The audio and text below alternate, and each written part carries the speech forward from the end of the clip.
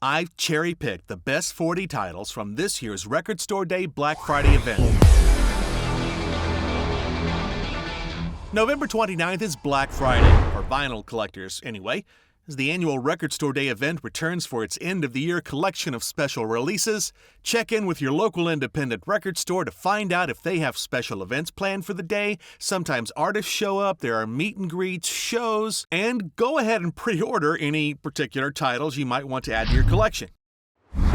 RSD First Releases are special variants of albums that are first available at independent record stores on Record Store Day, but will probably be released to other retailers, think, Amazon, Barnes & Nobles, etc., in the future. They often are, but it's not a guarantee. This 3-LP set is a Record Store Day First release. It's an Allman Brothers Band concert from 1972 on high-quality vinyl. These guys were all about improvisation, extended jams, and this live recording is all about that. There are only 3,000 copies. Their 2016 album, The Black, is reissued on a 2-LP version, a Record Store Day First release, on silver and black splatter vinyl. This is one of the band's hardest-hitting albums, 1,800 copies. This is a 1-LP Record Store Day First release, showcasing Angelo Badalamenti's atmospheric film and television scores, leaning harder into collaborations with David Lynch. It's on 180-gram black vinyl. It's limited to 2,000 copies. Couple of releases from the Beatles, including this collectible 3-inch record featuring All My Loving, complete with a custom carrying case. And this is limited to 2,000 copies. And I Want to Hold Your Hand, backed with I Saw Her Standing There, is a 7-inch vinyl single pressed on black vinyl, limited to 3,000 copies. Their major label debut, Deluxe, is reissued on a 2-LP set from Better Than Ezra on blue and white vinyl. If you've never heard the song Good, you weren't listening to an alternative radio station or a pop station in the mid-90s. Rosalia, Teenager, a lot of great songs on this album. 3,000 copies. A Record Store Day First release of Biohazard's 1996 album on 180-gram translucent red vinyl. Limited to 2,500 copies. Biohazard were one of the more notable punk bands of the mid-90s. Helmet's 1994 album Betty is pressed on blue and white swirl vinyl and limited to 2,000 copies. Milquetoast is the best-known track from this album. This is a single LP Record Store Day First release from Lacuna Coil, one of their early EPs pressed on white vinyl and limited to 1,800 copies. King Crimson and Peter Gabriel bassist Tony Levin drops his most recent release on a 2-LP blue marbled vinyl version and limited to 1,500 copies. This album leans a little more into jazz rock, heavy on the Chapman stick. And Get Your Ya-Ya's Out, a 1-LP Record Store Day First release featuring a remastered version of the Rolling Stones' first live album. It's pressed on orange vinyl and limited to 2,000 copies. Record Store Day Exclusives are only and exclusively released at independent record stores. Live in Dallas 1991 is a 2-LP Record Store Day exclusive featuring Van Halen's 1991 performance in Dallas. It's on red vinyl and limited to 2,000 copies. Fragile Outtakes from Yes. It's on a single LP on blue vinyl, limited to 1,500 copies. It features previously unreleased studio outtakes and demos, offering fans a unique insight into the band's creative process during their classic era. Live in Detroit from The Doors is a 4-LP box set pressed on 180-gram black vinyl. It includes a complete concert, including extended versions of their classic hits. It's limited to 2,500 copies.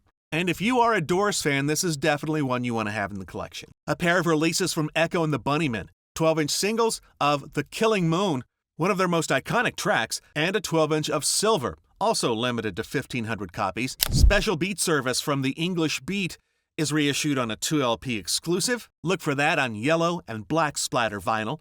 It's limited to 2,500 copies. Copy Paste is an exclusive single LP from Garbage featuring new and unreleased tracks. They're all cover songs. It's on 180-gram, limited to 2,000 copies. Songs for Groovy Children, the Fillmore East concerts from Jimi Hendrix, is a single LP featuring highlights from the Songs for Groovy Children live set at the Fillmore East.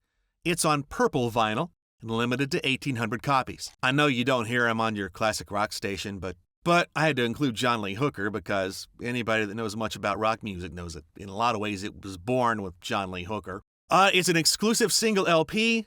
It's limited to 1,500 copies and pressed on 180-gram black vinyl.